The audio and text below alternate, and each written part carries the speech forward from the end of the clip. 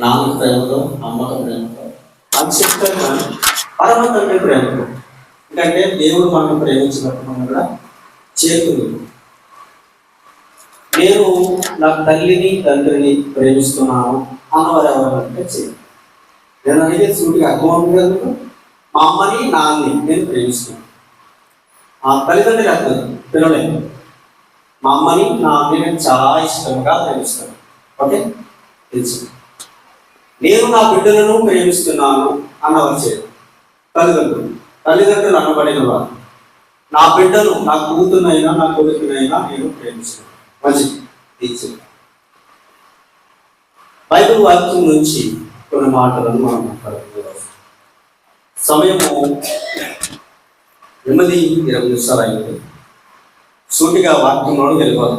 అస్సలు ఆలస్యం చేయదు అసలు. ఎందుకంటే దేవుడు మనను ఎలా ప్రేమిస్తున్నాడు అన్న విషయాన్ని నేను ఈరోజు వివరించాలి. ఇద్దరు మనుషులు పరిచయం చేయాలనుకుంటున్నాను. ఆమోసం ఎత్తుకునేటప్పుడు అర్ధగంట, పావుగంట సరిపోదు వాక్యం నడుపుతాం. అసలు చెప్పాలంటే అది ఇద్దరు వ్యక్తుల్ని మీకు అలా టచ్ చేసి గ్రహించాలి. లోతుగా చెప్పాలంటే అకస్మాత్తుగా. అయితే ముందు వాక్యం చదవండి ఒకసారి. 1 యోహాను రాసిన పత్రిక చూడండి. 1 యోహాను రాసిన పత్రిక 4వ అధ్యాయము 19వ వచనాన్ని చదివితే, ఆయనే మొదట మనలను ప్రేమించును కనుక మనము ప్రేమించుచున్నాము. ఎవరు ప్రేమిస్తున్నారంటండి? ఆయనే మనలను మొదట ప్రేమిస్తున్నాడు. అందుకే నేను ఏమన్నానంటే పరమ తండ్రి ప్రేమతో. ఎందుకంటే పరమ తండ్రి మనలను ప్రేమిస్తున్నాడు కాబట్టి మనం ఏం చేస్తున్నాం? ప్రేమిస్తున్నాము అని మనము చెప్పుకుంటున్నాం. నిజంగా ప్రేమిస్తున్నామా? ఇందాక బిడ్డలు తల్లిదండ్రులు ఎంతమంది ప్రేమిస్తున్నారంటే చెయ్యదు. తల్లిదండ్రులు బిడ్డలు ఎంతమంది ప్రేమిస్తున్నారంటే చెయ్యదు. మంచిదే. బిడ్డలను మనం ప్రేమించే బాధ్యత మన మీద ఉంది. బిడ్డలు కూడా తల్లిదండ్రులను ప్రేమించవలసిన బాధ్యత ఉంది. ఈ ప్రేమ అనే మాటలో చాలా లోతైన అర్థాలు ఉన్నాయి. ఏంటంటే ఆత్మఫలం ఏమనగా అన్న విషయంలో కూడా ఆత్మఫలములో మొదటి ఫలం ఏంటంటే ప్రేమ. అందరికీ తెలుసు కదా ఈ మాట. వచనం చూపిస్తున్నాను ఎందుకంటే టైం అయిపోతుంది. ఆత్మఫలము మొదటి ఫలం ఏంటి? ప్రేమ. ఈ ప్రేమ అనే అక్షరాన్ని ఏం చేస్తున్నారంటే ఈ లోకంలోకి తీసుకెళ్ళిపోయి ఎక్కడ పడితే అక్కడ వాడుతున్నారు. ఎంతగా వద్దున్న తమ్ముడు చెప్పారు ఏమనంటే ఐ లవ్ యూ అన్న పదానికి చాలా శ్రేష్టమైన అర్థం ఉంది. ఆ అర్థాన్ని ఏం చేస్తున్నారంటే నడి రోడ్డు మీద తీసుకెళ్ళి నడి రోడ్డు మీద పెడుతున్నారు. మీరు ఎప్పుడైనా దేవునికి ఐ లవ్ యూ చెప్పారా?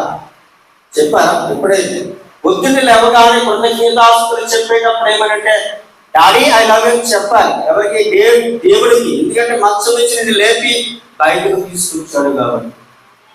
లేకుండా మంచం మీదే పండుకొని అలాగే వెళ్ళిపోయిన వారు చాలా మంది ఉన్నారు. అయితే బైబిల్ గ్రంథం నుంచి ఒక ఇద్దరు గురించి నేను పరిచయం చేస్తాను కదా. చూడండి, మనందరికీ తెలిసిన విషయాలే కాదు, కొంచెం లోతైన అర్థాలతో కూడిన. ఇప్పుడు చదివారు కదా 1 యోహాను రాసిన పత్రికలో మనం ఆయనే మొదట మనం ప్రేమించాడు కాబట్టి మనము ఆయనను ప్రేమించుతున్నామని మనం చెప్పుకుంటున్నాం. కానీ ప్రేమించే విధంలో ఉన్నామనేది అన్నది మనం చూసుకోవాలి. పైన చదివితే 8వ వచనంలో సార్ చదివితే చూడండి, దేవుడు ప్రేమాస్వరూపి. చూడండి, ప్రేమ లేని వాడు దేవుని ఎరగడు. చూడండి, దేవుడు ఎలాంటి వాడంట? ప్రేమాస్వరూపి. మనలను ప్రేమించే వ్యక్తి, ఏది ఆశించకుండా ప్రేమించే వ్యక్తి ఎవరైనా ఉన్నారంటే అది దేవుడే. తల్లి కానీ తండ్రి కానీ పిల్లలు కానీ తల్లిదండ్రుల దగ్గర నుంచి ఏదో ఆశించి ప్రేమిస్తారు బిడ్డలు. తల్లిదండ్రులు బిడ్డల దగ్గర నుంచి ఏదో ఆశించి ప్రేమిస్తారు బిడ్డలు. ఒకటి తమ్ముడు ఒక మాట చెప్పండి. ఆ మాటకి నేను చెప్పాను తమ్ముడికి ఏంటంటే బిడ్డల భవిష్యత్తు ఎలా ఉంటుందని ఇంట్లో నుంచి చంపేస్తే పిల్లలు తెలగడలాడుకుంటారండి కదా. నా పరిస్థితి ఏమైపోతా? నేను బ్యాంకు వేసి తెచ్చిపోయాడు తెలుసా విషయం ఏంటంటే బిడ్డలను ప్రేమించి భవిష్యత్తునివ్వాలని పిల్లలు తల్లిదండ్రులు ఆలోచిస్తారు. కానీ బిడ్డలు ఎలా కూడా చదివిన ఆటలు అనేవి బిడ్డలుగా ఉండాలి. చూడండి, ఆదికాండం గ్రంథం మనకు చెప్పాను. నేను తొందరగా నేను ఇది పరిచయం చేయాలని ఆశపడుతున్నాను. ఆదికాండం 22వ అధ్యాయము 2వ వచనం చదివితే ఈ విషయం మనం అందరికీ తెలుసు కాబట్టి, అప్పుడు ఆయన నీ ఒక్కడై ఉన్న కుమారుని అనగా నీవు ప్రేమించు ఇస్సాకును తీసుకొని మోరియా దేశమునకు వెళ్ళి అక్కడ నేను నీతో చెప్పబో పర్వతములలో ఒకదాని మీద దహన బలిగా అతనిని అర్పించమని చెప్పాను. అర్థమవుతుంది. ఇక్కడ ఏంటంటే అబ్రహాం గారు, ఇస్సాకు గారు ఉన్నారు. అబ్రహాం గారికి వాగ్దానం చేసిన తర్వాత చాలాకి ప్రతిఫలాన్ని దేవుడు ఇవ్వలేదు. కానీ అబ్రహాం గారు విశ్వాసముతో ఎదురు చూశాడు. విశ్వాసముతో ఎదురు చూసిన తర్వాత కుమారుడు కలిగాడు. కలిగిన తర్వాత కుమారుడును బలి ఇమ్మని అడిగాడు. బలి ఇమ్మని అడిగితే అబ్రహాం గారు ఏమి వెనక్కి తిరగలేదు. మనందరికీ తెలిసిన వాక్యం కాబట్టి కిందకి చాలా విషయాలు ఉంటాయి. చదవద్దు ఎవరు కూడా, నేను చెప్పేస్తాను చూడగా. ఇలాగ చూస్తే అబ్రహాం గారు, ఇస్సాకు గారు దాసులను తెల్లవారు లేచిన తర్వాత కట్టెలు గాడిదలు ఈ దాసులను తీసుకుని బయలుదేరాడు. బయలుదేరిన తర్వాత అబ్రహాం గారి కుమారుడు బాలుడేమి కాదు, చేయి పట్టుకుని తీసుకెళ్ళడానికి, ఒళ్ళో పెట్టుకుని తీసుకెళ్ళడానికి. ఇక్కడ దహన బలికి కావలసిన కట్టెలు ఎవరి మీద పెట్టాడు తెలుసా? ఇస్సాకు మీద పెట్టాడు. అంటే బరువు మోయగల శక్తి ఉన్నవాడు ఇస్సాకు. అర్థమవుతుందండి. అయితే వృద్ధాప్యంలో ఉన్న అబ్రహాం గారు మాట ఎవరు పెట్టున్నారు? కుమారుడు పెట్టున్నాడు. ఇద్దరికి మైండ్ చూడండి బాండింగ్ ఎలాగుందో. తల్లిదండ్రుల బాండింగ్ చెప్తున్నా, తండ్రి కొడుకుల బాండింగ్ చెప్తున్నా. ఇక్కడ తీసుకెళ్ళాడు. అక్కడికి వెళ్ళిన తర్వాత కుమారుడు అన్నాడు, ఒక ప్రశ్న వేశాడు, కానీ దహన బలి ఇవ్వడానికి కత్తిలు ఉన్నాయి, నరకడానికి కత్తి ఉంది, కానీ గొర్రె లేదు అని అడిగాడు. అడిగినప్పుడు అబ్రహాం గారు ఏమన్నారంటే, దేవుడే చూసుకుంది, యెహోవా ఇదే. అంతే శ్వాసంతో చెప్పాడు. చూడండి. సరే, వెళ్ళిపోయిన తర్వాత పైకి వెళ్ళిన తర్వాత తండ్రి కొడుకుల బాండింగ్ ఏంటంటే ఈ రోజు చెప్పే విషయం ఏంటంటే, తండ్రి ఇలా రారంటే కొడుకు ఎలా పారిపోతున్నాడు. మరి ఈ పని చేయడంటే పని చేయడానికి వీడు ఇష్టపడతలేదు. కొడుకు చేసే పని తండ్రికి నచ్చలేదు, తండ్రి చేసే పని కొడుకుకి నచ్చట్లేదు. మరి మనం ఎవరమో దేవుడు బయటకు పట్టుకున్న వారమే కదా, దేవుడు నెమ్మరిస్తున్న వారమే కదా, దేవుడు ప్రేమాస్వరూపే కదా. ప్రేమ లేని వాడైతే మరి నా వాడు కాదని చెప్తున్నాడు కదా. మరి బయటకు పట్టుకున్న మనం తల్లిదండ్రుల మాట వినాలా వినకూడదా? చెప్పండి, వినాలా వినకూడదా? వినాలి. అబ్రహాం గారి మాట ఇస్సాకు విన్నాడు.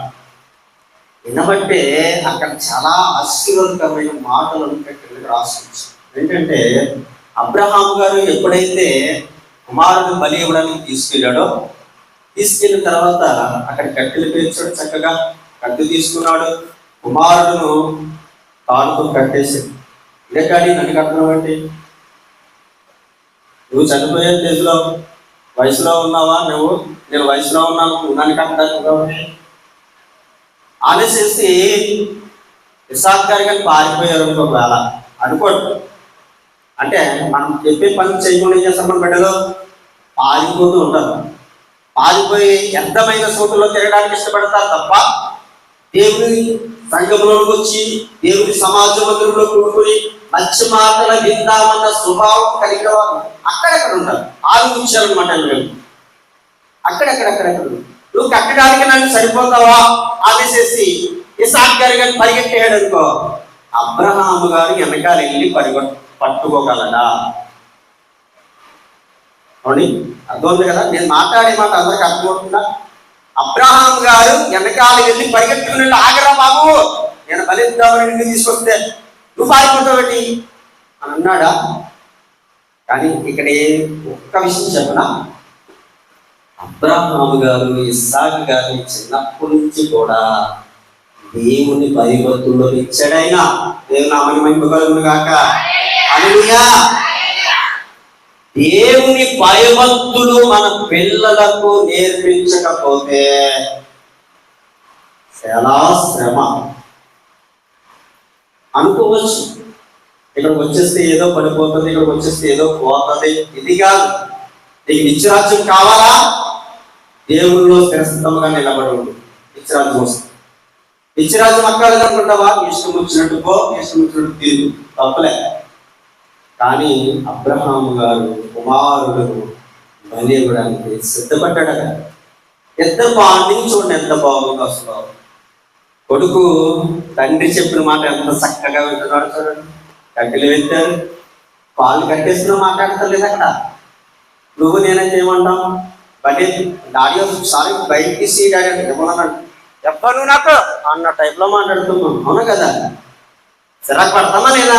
ఎప్పుడు చిరాకు పడలేదా తల్లిదండ్రుల మీద?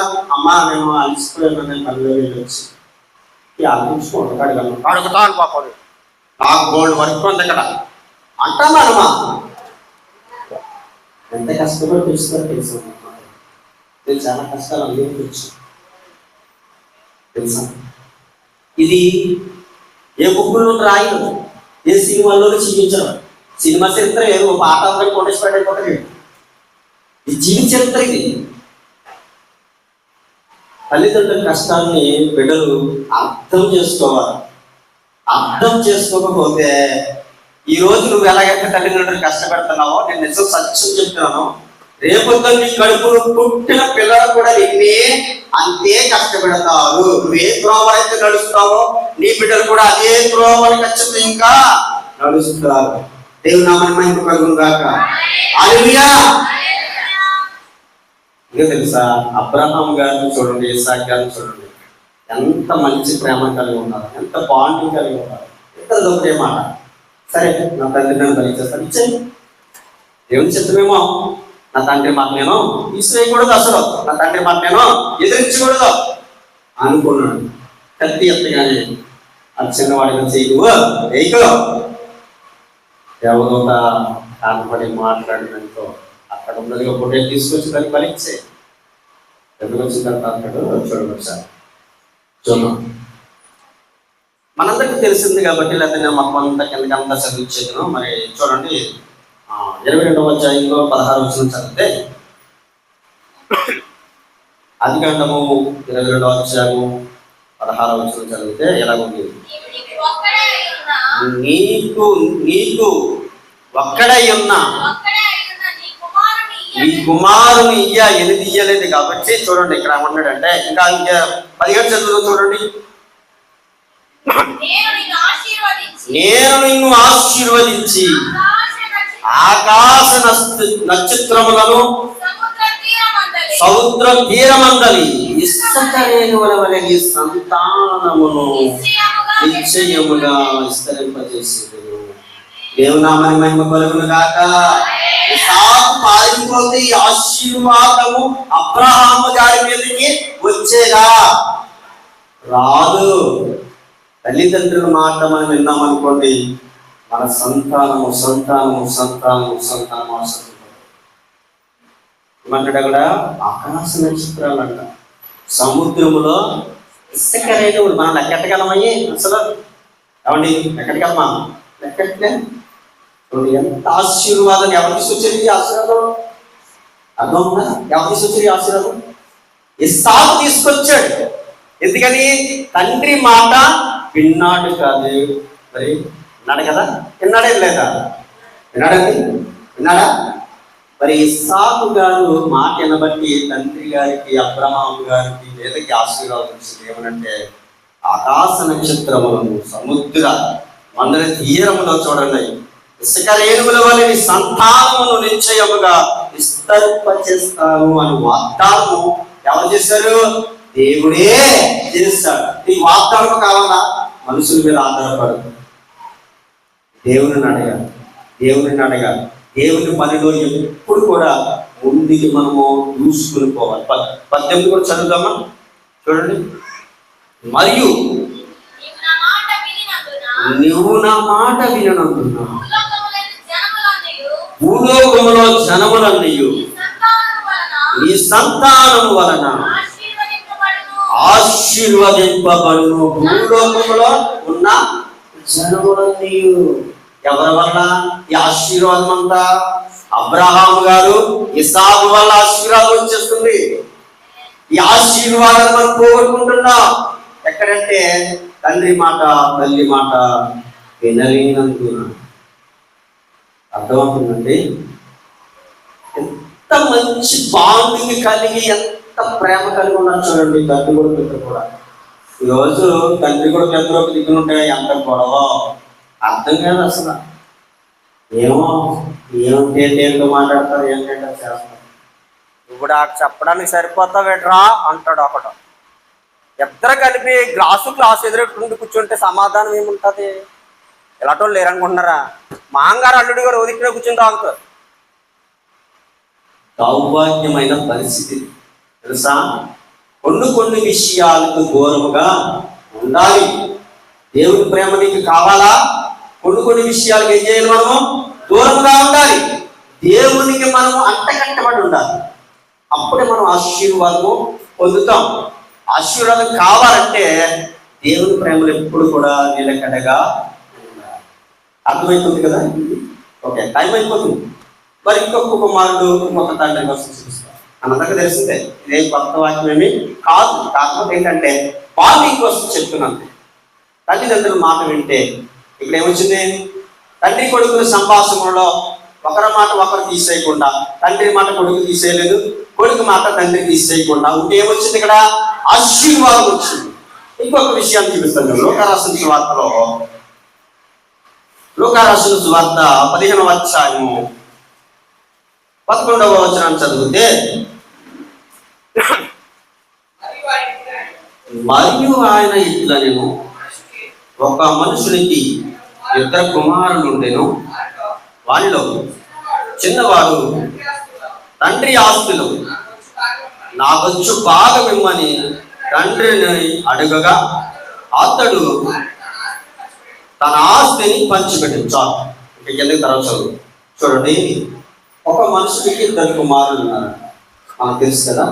2 కుమారులు ఉన్నప్పుడు వీడు వచ్చాడు అనడానికి చిన్నాడు, డాడీ నాకు ఆస్తిని ఇచ్చేయండి. ఇక్కడ చూడండి బాండింగ్ ఎంత బాగుంది. నీకు ఆస్తి ఎందుకు, ఏం చేద్దాం ఏంటి అని అడిగాడా? అడగకుండా ఏం చేశాడు? సరే నీ ఇష్టం. తల్లిదండ్రులు ఎంత ఒక మాట చెప్పిన, తల్లిదండ్రులు అనబడిన వారు ఎంత సంపాదించిన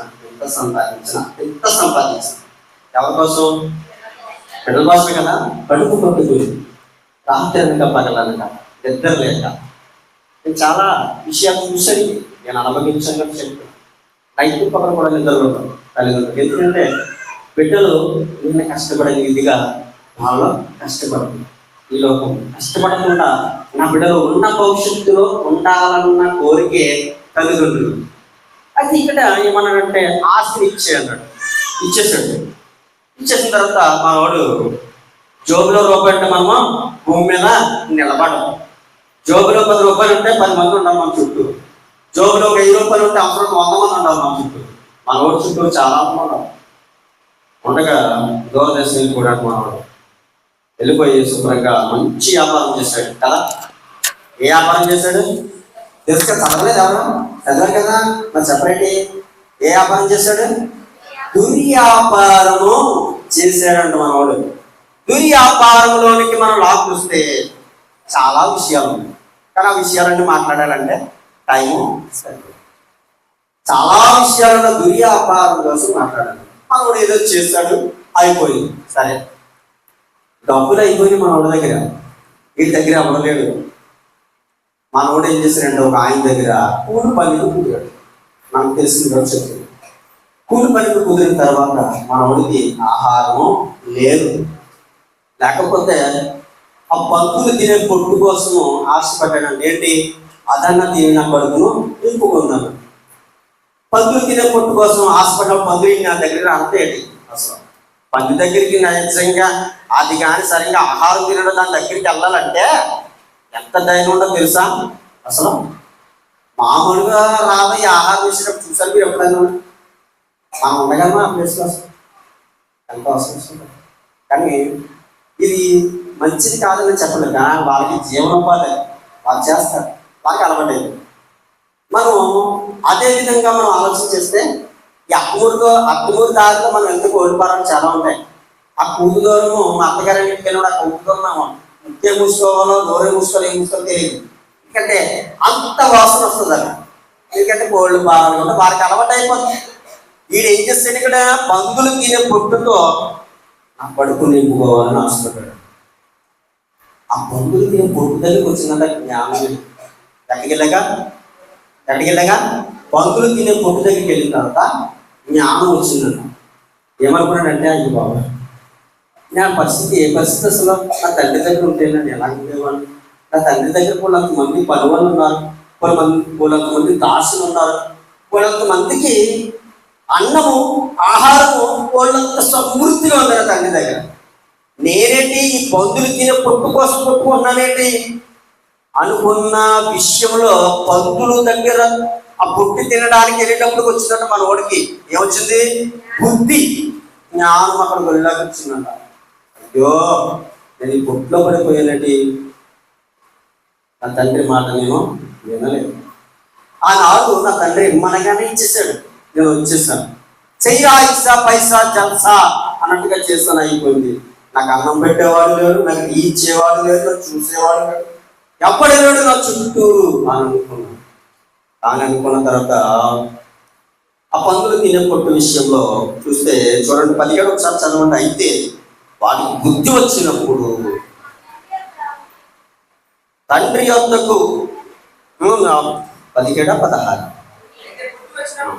బుద్ధి వచ్చినప్పుడు నా తండ్రి యొద్ద ఎంతో మంది కూలివాండ్రులు, అన్నము సమృద్ధిగా ఉన్నది. అయితే ఇక్కడ ఆకలితో ఏం చేస్తున్నాడు, ఇక్కడ చచ్చిపోతున్నాడంట. చూడండి, మనము కూడా ఏం చేస్తామంటే తల్లిదండ్రుల మాట వినకుండా ఏం చేస్తాం, అక్కడక్కడ తిరగడానికి ఇష్టపడతాం. ఖాళీ ఉందనుకో, నేను ఒకటే మాట చెప్తున్నాను, ఎవరి మీద ద్వేషంతో కానీ, ఎవరి మీద పగతో కానీ, ఎవరి మీద కక్షతో కానీ మాటలు చెప్పడం. ఎందుకంటే మన పునాది పోగోవాలి. ఎవరి పిల్లలు నేను చెప్పి ఏంటి, మన పునాది పోగోవాలి. ఎప్పుడు పోతా చెప్పిన వాక్యాన్ని చదవాలి. ఖాళీగా ఉంటే అక్కడెక్కడికి తిరగడం కాదు, ఆ చిల్లంలోకి ఈ చిల్లంలోకి వెళ్ళి కౌలు పెట్టుకోవడం కాదు, వాక్యాన్ని చదవాలి. వాక్యాన్ని చదివితే మన పునాది బాగుంటుంది. ఎందుకంటే దేవుల్లో ఎలా ఉండాలన్నది వాక్యం నేర్పిస్తుంది. నేను ఇక్కడ ఆకలితో చచ్చిపోతున్నాను, నా తండ్రి దగ్గర సమృద్ధైన ఆహారం ఉంది. అయితే అంటున్నాడు, ఇక్కడికి ఎందుకు వచ్చినాడు అంటాడు, 18 చదివితే, నేను లేచి నా తండ్రి యొద్దకు వెళ్ళి, తండ్రి నేను పరలోకమునకును విరోధముగా నీ ఎదుట పాపము చేసి తిని. ఇంకా కిందకి చదివేద్దాం. ఇక మీదట నీ కుమారుడనని అనిపించుకొనుటకు యోగ్యుడను కాను, నన్ను నీ కూలి వానిలో ఒకరిగా పెట్టుకొనమని అతనితో చెప్పదనని అనుకుని లేచి తండ్రి యొద్దకు వచ్చాను. ఏమన్నాడు, నేను నీ కుమారుడును కాను, నేను కుమారుడని కూడా అనిపించుకోవడానికి సరిపోదు. అయితే ఏమన్నాడంటే, వెళ్ళిపోయి నా తండ్రి దగ్గరికి వెళ్ళిపోయి ఒక కూలీగా ఉంటాను. ఎందుకని, ఇక్కడైతే నేను ఆహారం లేక చచ్చిపోతాను, ఆహారం లేక నేను ఇక్కడ చచ్చిపోయే స్థితిలో ఉన్నాను. నా తండ్రి మాట వినకుండా ఈ దూరదేశంలో వచ్చి నేను వ్యాపారం చేత నా తండ్రి ఇచ్చిన ఆస్తి అంతా నేను పాడు చేసుకున్నాను. నేను ఇక్కడ బంధువులు తిని పుట్టుకు పడ్డా, జ్ఞానం వచ్చింది వల్ల. అయితే తండ్రి దగ్గరికి వెళ్ళి ఏమనుకుంటాడు, ఇక్కడ కూలోడిగా ఉండమంటాను, ఉండించుకోమంటాను. నా తండ్రి కాళ్ళు పట్టుకున్నాను, నా తండ్రి కాళ్ళు పట్టుకుని బతిమాలుకుంటాను, బతిమాలుతాను. ఆయన నేను నీ కుమారుడును అనిపించుకోవడానికి నేను సరిపోను అని అంటున్నాడు ఇక్కడ కుమారుడు. అనగానే సరే అని లేచాడు, బయలుదేరాడు. మనం బయలుదేరిన తర్వాత తండ్రి కుమారుడు వస్తున్నాడు. అంత కింద చదివితే ఉంటారు. కుమారుడు వస్తున్నాడు. కుమారుడు వస్తూ ఉంటే తండ్రి కుమారుడును చూశాడు. చూసిన తర్వాత వస్తాడే, వాడే వస్తాడు, ఆ వచ్చినా అక్కడ ఆలోచన ఇంట్లోకి రాకుండా పోతాడా, ఆడే వస్తాడు అని ఊరుకోలేదండి. ఏం చేయాలి తెలుసా? పరిగెట్టుకుంటా వెళ్ళి కుమారుడు పట్టుకొని ముద్దు పెట్టుకున్నాడు. ఏం చేశాడు? పరిగెట్టుకుంటా వెళ్ళి కుమారుడును పట్టుకొని హత్తుకొని ముద్దు పెట్టుకున్నాడు. పెట్టుకున్న తర్వాత కుమారుడిని ముద్దు పెట్టుకున్న తర్వాత ఆశ్రమం కాకేశాడు. మంచి వస్త్రం కూడా తీసుకురా అన్నాడు. వస్త్రం తెచ్చి, ఉంగరం కూడా తీసుకురా అన్నాడు. ఉంగరం తెచ్చాడు. చెప్పులు కూడా తీసుకురా తెచ్చాడు. మంచి దూడ కూడా తీసుకురా వధించి ఇది చేద్దాం, రోజు చేసి మనమా ఆనందం. అప్పుడు దాకా ఏం లేవు, వస్త్రాలు ఈ చేతికి ఉంగరాలా లేవు, వాళ్ళకి చెప్పులు లేవు. తల్లిదండ్రుల మాట వినకపోతే ఖచ్చితంగా చెప్తుంది, శ్రమపడి కష్టపడి మిమ్మల్ని భవిష్యత్తులో నిలబెట్టాలన్నదే తల్లిదండ్రుల కోరిక. దేవునామానికి మహిమ కలుగును గాక. హల్లెలూయా. తండ్రి దగ్గర ఉంటే ఆ పరిస్థితికి వచ్చేది కాదు. తండ్రిని ఆశ్రయించాడు, ఇవ్వనన్న మాట అనలేదు, ఇచ్చాడు, మంచిదే. ఇచ్చిన తర్వాత ఏం చేసేటట్టు పాడు చేసుకున్నాడు. కానీ ఈ పార నువ్వు పట్టుకుని పోయి ఎక్కడితో అయిపోయింది అన్నాడా? అనలేదు. రాగానే ఏం చేశాడు? ఏ పరిస్థితిలో ఉన్నాడో అర్థం చెప్పేది. మనం పొలం పనికి వెళ్ళామనుకోండి, చూడండి, పొలం పనికి వెళ్ళేటప్పుడు మనం ఊరు పూడికి అంటారు కదా, మనం చాలా మంది ఊరు పూర్తికి వెళ్ళినప్పుడు ఏం చేస్తాం? అక్కడ బందలో పని చేస్తాం కాబట్టి మన ఇంటికి రాగానే మన చంటి పిల్ల గబగబ వచ్చి మనం పట్టుకుంటున్నాం. మనం ఏమంటాం? అమ్మమ్మ రాగ ఎందుకు బంద కింద ఉన్నా మా రాకమ్మ దగ్గర ఎందుకు పట్టండి బొక్కలో రాకపోతే అంటాం మనమా? అంటాం కదా. మరి ఇక్కడ పందుల్లో తొలొచ్చినాడు, మరి ఎలాగొండే పరిస్థితి అర్థమవుతుందని చెప్పే మాట. పందుల్లో తొలొచ్చాడు, ఆ పొట్టు కోసం కొట్టుకున్నాడు అక్కడ పందుల దగ్గర, పందులు మేపడానికి ఉన్నాడు అక్కడ. మరి అంత పరిస్థితిలో ఉండగానే తండ్రి ప్రేమ చూడండి ఎలా కనబడుతుంది ఇక్కడ. అంత మట్టిలో ఉన్నా, అంత బురదలో దొరినా, ఎలా పాడైపోయినా, ఆడికి వస్త్రం లేకపోయినా, ఉంగరాలన్నీ పోగొట్టుకున్నా, చెప్పులు లేకపోయినా, వీడు అనుకునే పరిస్థితుల్లో, దీన పరిస్థితుల్లో ఎలా వస్తూ ఉన్నాడు, తండ్రికి మాత్రం నా కుమారుడు వస్తున్నాడన్న సంగతిని గమనించి ఎంతంత కళ్ళు అయిపోయి ఉంటాయి. నిజంగా ఆస్తి పోయినందుకు తండ్రి బాధపడ్డాడు, ఏదో పోయినందుకు బాధపడ్డా, కుమారుడు నా దగ్గర ఉండకుండా వెళ్ళిపోయాడన్న బాధతో ఉండిపోయాడు. ఎప్పుడైతే చూశాడో గబగబ వెళ్ళిపోయి హత్తుకుని ముందు పెట్టేసి మంచి వస్త్రం తీసుకొచ్చాయి, మంచి బ్రాండ్ కలిగిన వస్త్రం తీసుకొచ్చాయి. బిడ్డ రొట్టు క్యారెక్టర్ తెచ్చాయి. ఏంటది? క్యారెక్టర్ కాదు, గోల్డ్ తెచ్చి పెట్టే మంచి బ్రాండ్ కలిగిన చెప్పులు కూడా వేస్తున్నారు. నాకు తప్పిపోయాడు, చచ్చిపోయి ఇడు బ్రతికాడు. పాప ఊబులో ఉన్నంతసేపు కూడా అలాగే పాప ఊబులో మనము ఎప్పుడు కూడా ఉండకూడదు. దేవుడు ఏంటంటే ప్రేమ స్వరూపి, మనల్ని ఎప్పుడు కూడా ప్రేమించే దేవుడే. మనమైతే అప్పుడప్పుడు ఏం చేస్తామంటే బాయ్ బాయ్ గుడ్ బాయ్ అని చెప్పు, కానీ దేవుడు ఎప్పుడు కూడా మనలను ప్రేమించే దేవుడై. అర్థమవుతుందండి? మనము ప్రేమతో ఎప్పుడు పిలిస్తే అప్పుడు పలికేవాడు తండ్రి కొడుకులు మంచి చూడండి బాండింగ్ ఎంత బాగుంది. అర్థమవుతుంది? ఎంత బాగుంది బాండింగ్. అక్కడ చూస్తే ఇసాక్ గారు యాకోబు గారి కోసం మనం అవసరం చేస్తే, ఇసాకు ఎవరు? యాకోబా ఎవరు? అబ్రహాం గారు. మరి యాకోబు అంటే ఎవరు మాట్లాడుతున్నారు? అబ్రహాం గారు, ఇస్సాకు. ఇద్దరు బాండింగ్ చూడండి ఎంత బాగుంది, ఎంత ఆశీర్వాదం వచ్చింది. ఇక్కడ చూడండి, తగ్గిపోయి కుమారుడు అన్ని పట్టుకెళ్ళిపోయి స్థితి బాగోకపోయినా తండ్రి ఏం చేస్తున్నాడు? ప్రేమించే స్థితిలో ఉన్నాడు.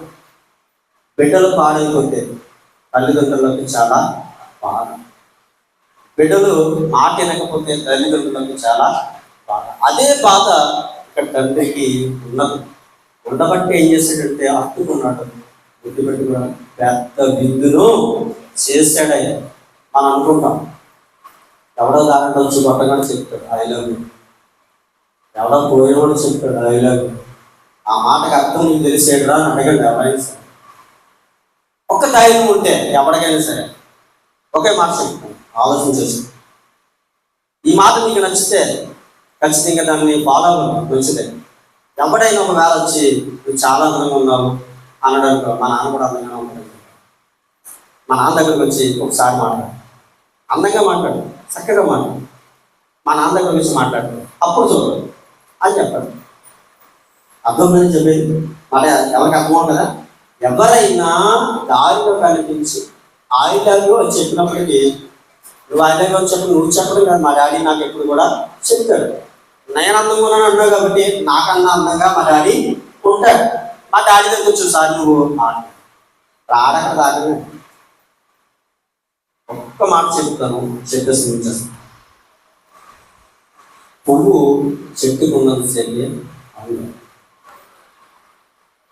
తెలుసానికి ఇది ఎవరు? గులాబీ పువ్వు చూడండి ఎంత చక్కగా కనపడుతుంది. దాన్ని ముట్టుకుంటే చుట్టూరు ఇల్లు ఉంటాయి, ఆడపిల్ల కూడా అలాగే తెలుసా. చెట్టుకున్నంత చెప్పే అంటే చెట్టు ఎవరు తెలుసా? తెలుసా? తల్లి తండ్రి. నీకు చెట్టు ఎవరో తెలుసా? తల్లి తండ్రి. ఆ తల్లి తండ్రిలో అంటగట్టబడి ఎప్పుడైతే ఉంటావో నీ అందం కనపడుతుంది. ఎప్పుడైతే తల్లిదండ్రులను విడిచిపెట్టేసి గాలి మాటలు వింటావో లేకపోతే ఇరుగోరుకోని మాటలు వింటావో, కొంతమంది ఏం చేస్తారంటే చెప్పుకుంటూ మాటలు విని తల్లిదండ్రులకు తిరగబడే బిడ్డలు కూడా ఉన్నారు. ఎలా నువ్వు తిరగబడితే రేపు నీ బిడ్డలు నీ కదా తిరగబడతారు. ఒక మొన్న వాక్యం కలిగి మొన్న చర్చలో మాట్లాడుతున్నారు. ఒక అమ్మ ఏంటంటే వివాహం చేసుకున్నాడు. వివాహం చేసుకున్న తర్వాత ఆమెకు ఇద్దరు బిడ్డలు పుట్టారు. ఇద్దరు బిడ్డలు పుట్టిన తర్వాత ఆమె పని చేసుకోలేకపోతున్నాను. ఏం చేసుకోలేకపోతుందా? ఇంట్లో పని చేసుకోలేకపోతూ ఏంటంటే భర్తకు క్యారసీ పెట్టకపోతుంది, బిడ్డలను సక్క పెట్టాలి, స్కూల్కి పంపించాలి, ఎన్ని చేయాలి. అమ్మకు ఫోన్ చేస్తున్నాను.